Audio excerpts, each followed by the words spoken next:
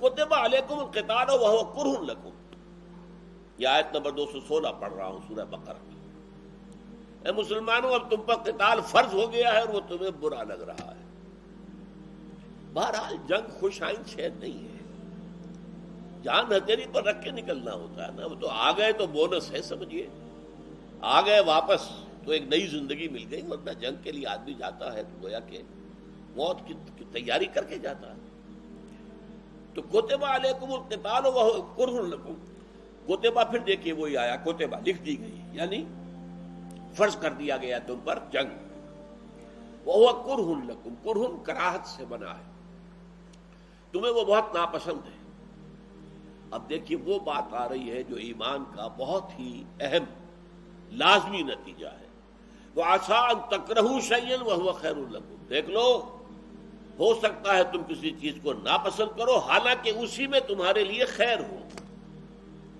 وَعَسَىٰ أَن تُحِبُّوا شَيْئًا وَهُوَ شَرٌ لَكُمْ، اور ہو سکتا ہے کہ تم کسی چیز کو پسند کرو حالانکہ اس میں تمہارے لیے شر ہو۔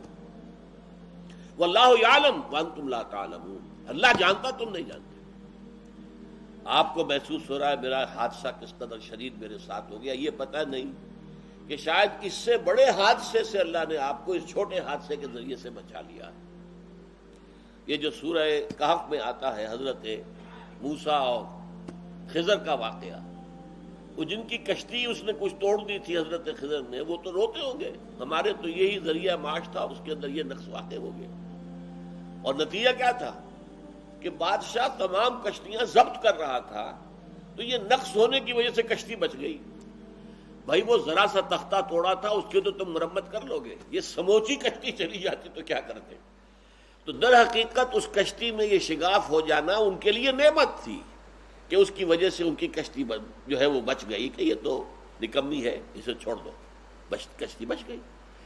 تو آسان تحبوا شیئا وہو شر لکم، ہو سکتا ہے تم کسی چیز کو پسند کرو اور وہ تمہارے لیے شر ہو۔ وہ بچہ جو تھا جس کو قتل کر دیا، اور والدین تو روتے ہوں گے، چیختے ہوں گے، ہمارا بچہ جو اللہ نے چھین لیا۔ لیکن حضرت خضر کیا بتا رہے، یہ بچہ جوان ہو کر سرکش بنتا، اپنے والدین کو ستاتا، سوہان روح بن جاتا، تو اللہ نے یہ چاہا کہ اس کو تو اٹھا لے اور ان کے لیے اچھی اولاد عطا کرے۔ تو بظاہر شر ہے اس میں خیر ہے، بظاہر خیر ہے اس میں شر ہے۔ واللہ یعلم وانتم لا تعلمون، اللہ جانتا ہے تم نہیں جانتے۔